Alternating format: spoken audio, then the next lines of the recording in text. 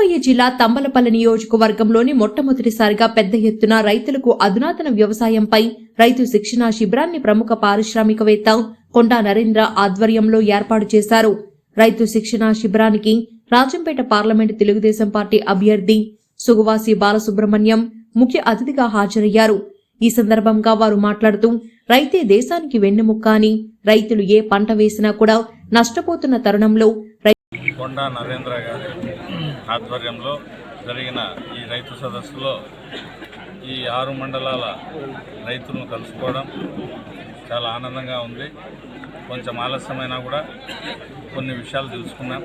ఇంకా మధ్యాహ్నం నుంచి మిగతా విషయాల మీద దృష్టి పెట్టి రైతులకు ఏమేమి కావాలనో ఈ మాదిరి రైతులను వాళ్ళ రంగాల్లో జాగృతి చేసి వాళ్లకు విషయాలు తెలియజెప్పడం నిపుణుల ద్వారా చాలా మంచి కార్యక్రమం.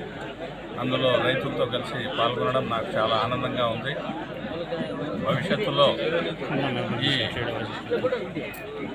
వ్యవసాయాన్ని మన ఉపాధి హామీ పనికి అనుసంధానం చేసే ప్రక్రియ చాలా రోజులుగా 15 సంవత్సరాలుగా అలాగే పెండింగ్లో ఉంది. ఈ రైతుల ఆశీర్వాదంతో రేపొద్దున తెలుగుదేశం పార్టీ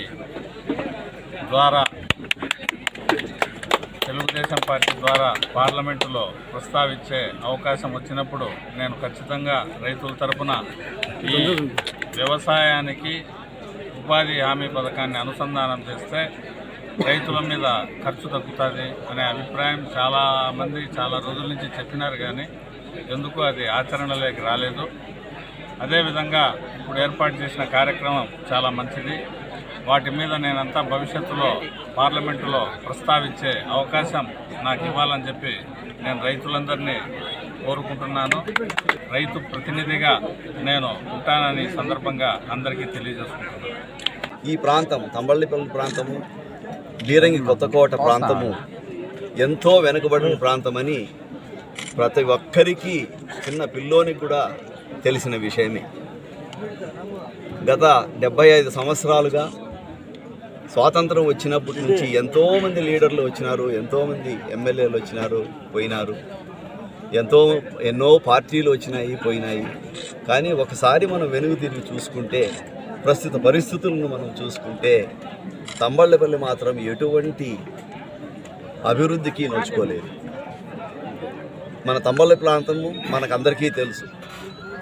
ముఖ్య జీవనాధారం సేద్యం, వ్యవసాయం. కానీ ఏ రైతు కానీ బాగుపడలేదు. చాలా అతి కష్టాలు పడుతున్నారు రైతులు.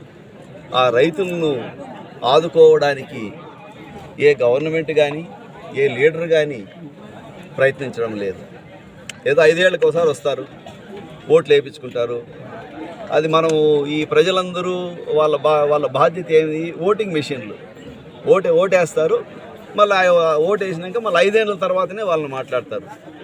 మళ్ళీ ఈ ఎమ్మెల్యేలు వీళ్ళందరూ ఉన్నారు కదా, ఎవరెవరు ఎన్నికైనారు వాళ్ళందరూ ఎక్కడికో బెంగళూరుకే పోతారో, పుంగనూరుకే పోతారో, ఇంకే ఎక్కడికి పోతారో, వాళ్ళు వాళ్ళ వ్యాపారాలు, వాళ్ళ వ్యాపకాలు చూసుకుంటారు. కానీ ఇక్కడ ఈ ప్రాంతానికి వచ్చి ఇక్కడ నిలబడి పల్లెకు తిరగడము, మండలానికి తిరగడము, తిరిగి ఏమి సమస్యలు ఉన్నాయి, ఈ సమస్యలను ఏ విధంగా మనం పరిష్కరించుకోవాలా అని దృష్టి మాకు తెలిసినంత వరకు ఏ లీడరు ఇక్కడ చేయలేదు.